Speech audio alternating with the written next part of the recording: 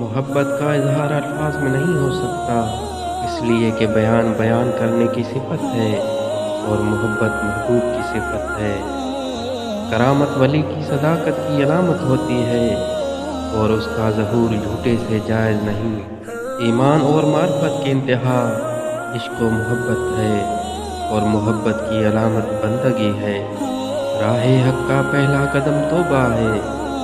इंसानों का कोई गिरोह ऐसा नहीं जिसे गैब में कोई ऐसा काम ना पड़ा हो, जिसकी मोहब्बत से अपने दिल में फरहत या जख्म ना रखता हो।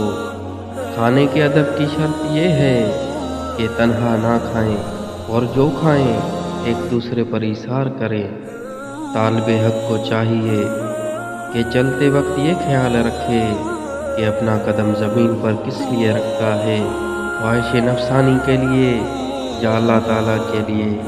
अगर वो ख्वाहिश नफसानी के लिए ज़मीन पर कदम नहीं रखता है तो उसमें और भी कोशिश करे ताकि उसे मज़ीद खुशनुदी हासिल हो जाए।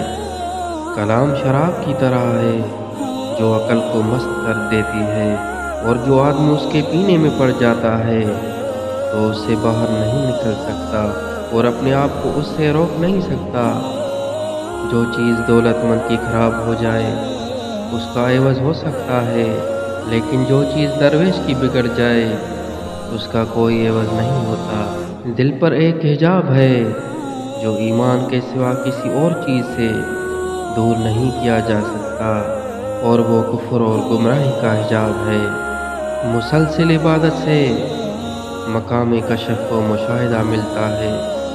रज़ा की दो किस्में हैं, अव्वल खुदा का बंदे से राज़ी होना, दोम बंदे का खुदा से राज़ी होना।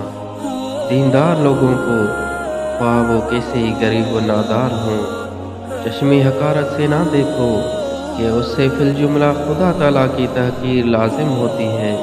सूफ़ी वो है जिसके एक हाथ में कुरान मजीद और दूसरे हाथ में सुन्नत रसूल है।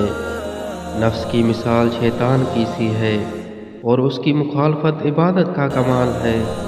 गाफिल उमरा, काहिल फ़कीर और जाहिल दरवेशों की सोहबत से परहेज़ करना इबादत है।